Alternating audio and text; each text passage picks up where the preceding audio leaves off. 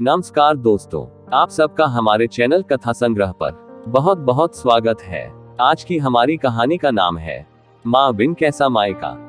मम्मा, ये बुआ हर छुट्टी में क्यों चली आती है यहाँ? बहुत ही आउटडेटेड है। मेरे फ्रेंड्स के आने पर बिन बुलाए कमरे में हंसते हुए आ जाती है।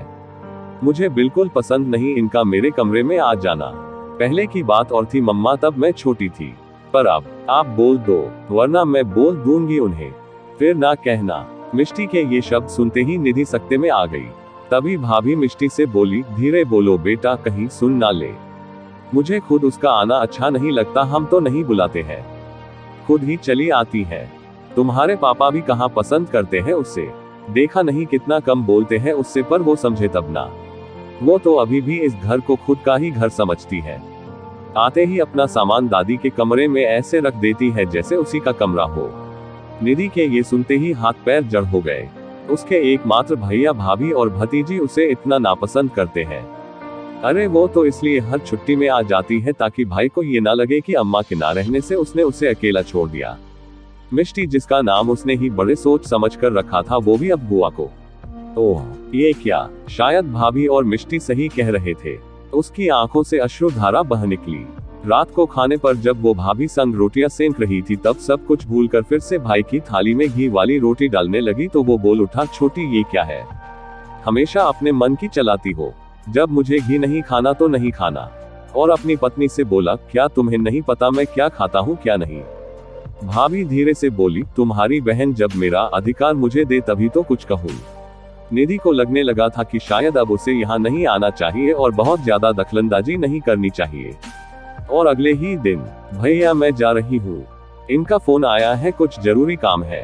भाई ने रोकने की कोशिश भी नहीं की, बस जेब से 1000 रुपए निकालकर हाथ में रख दिए और बोला, अब फिर कब आएगी? पता नहीं भैया, कब मौका लगे। अब अम्मा ने अंतिम समय जाते हुए मेरा हाथ पकड़ कर कहा था, भैया को देखने आते रहना। अब तुम दोनों ही तो हो एक दूसरे के सबसे करीबी, हमेशा बना कर रखना भाई से। आपको पता है कितना सुनकर आती हूँ मैं इनसे। ये हमेशा कहते हैं, भैया के अलावा तुम्हें कुछ दिखता भी या नहीं। ये सब कुछ वो भाई से कहना चाहती थी, पर सब मन ही मन में ही कह डाला। भैया बोले, मिष्टी तुम बुआ को स्कूटी से स्टेशन छोड़ आयो बेटा। मिष्टी के चेहरे से साफ पता चल रहा था कि वो बेमन से आ रही है। और स्टेशन में, बेटा ये रख ले, ना जाने फिर कब मुलाकात हो, बस एक बार अपनी बुआ के गले लग जा मेरी बच्ची। लिफाफा पकड़ाकर निधि बोली और मिष्टी का माथा चूम के बोली, बेटा जाने अनजाने बुआ ने तेरा दिल दुखाया हो तो माफ कर देना। गाड़ी में बैठ दूर से हाथ हिलाते निधि आज सच में अपना मायका पराया कर आई थी। फिर आज अचानक से पता चला कि भैया अब इस दुनिया में नहीं रहे। निधि सकते में आ गई ये खबर सुनकर। संभालो निधि खुद को, होनी को कोई नहीं टाल सकता है। तुम्हारे भैया इतना ही जीवन लेकर आए होंगे, मैंने ड्राइवर बुला लिया है, चलने की तैयारी करो, निधि के पति सुरेश बोले। आज पूरे 6 वर्ष बाद निधि मायके जा रही थी। इससे पहले वो अपने भतीजे और भतीजी की शादी में ही गई थी, क्योंकि मां के ना रहने से उसका मायका पराया जो हो गया था। कुछ ही घंटों में वो घर के आंगन में थे। भाभी की चीत्कार सुन निधि खुद को रोक नहीं पाए और भाभी के गले जा लगी। निधि देखो, तुम्हारे भैया मुझे अकेला छोड़ चले गए, तुम अब किसे राखी भेजोगी? भैया का मृत शरीर जमीन में रखा था। निधि ने भाई को प्रणाम किया और लिपट पड़ी उनके शरीर से। ये आखिरी मौका ही तो था। जी भर के निहारा उसने भाई को। माँ बाऊजी के बाद आखिरी कड़ी भी आज चले गई। गुमसुम सी निधि कमरे के एक कोने में घुटनों में सिर टिका कर बैठ गई थी। 13वीं के बाद आज वो भी सभी रिश्तेदारों की तरह घर जाने की तैयारी कर रही थी। भाभी उसके गले लगकर रो रही थी। निधि आते रहना, तुम्हारे चेहरे में उनकी छवि दिखाई देती है, मुझे अकेले मत छोड़ना निधि, भाभी रोते हुए कह रही थी। निधि को वो समय भी याद आ रहा था जब भाभी को हर छुट्टी में उसका मायके चले आना पसंद नहीं था। भाई के चेहरे से बेरुखी साफ झलकती थी। इसी कारण स्वयं के आत्मसम्मान की लाज रखते हुए निधि ने मायके जाना बंद कर दिया था। उसके आने न आने की परवाह भी किसी को नहीं थी। भाई ने कभी फोन करके भी नहीं पूछा कि क्यों तुमने आना छोड़ दिया। राखी भी वो डाक से भिजवा देती। एक औपचारिक निमंत्रण बच्चों की शादी का आया था, जिसमें वो भी आम लोगों की तरह शामिल हो गई थी। निधि घर आ गया है, उठो, सुरेश उसे जगा कर बोला। दिन बीत रहे थे और अब भाभी का फोन हर दिन निधि के लिए आता। बेचारी बहुत दुख झेल रही थी। बहू बेटे का व्यवहार उनके प्रति अच्छा नहीं था।